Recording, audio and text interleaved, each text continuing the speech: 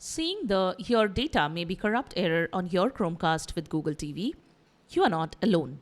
And here is how to fix this without too much hassle.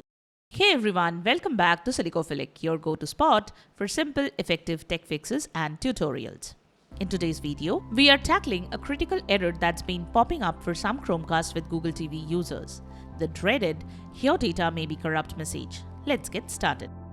Method 1. Power cycle the Chromecast.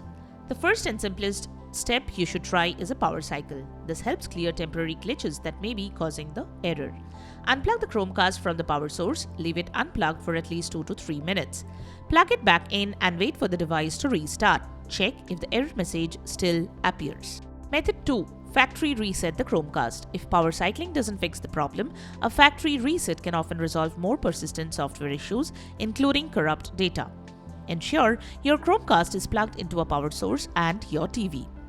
Locate the small physical reset button on the Chromecast device. Press and hold the button. The white light will start blinking. Continue holding the button until the light turns amber and starts blinking rapidly. When the light turns solid white, release the button. The Chromecast will begin the factory reset process, which may take about a minute. This will erase all data and settings on your device.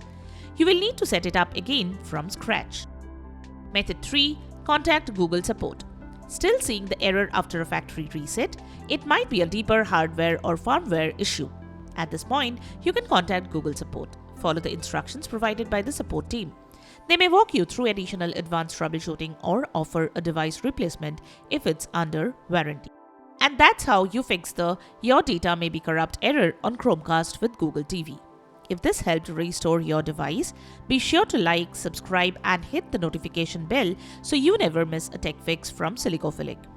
Have any questions or a different method that worked for you? Drop it in the comments and we would love to hear from you. Thanks for watching and we will see you in the next one.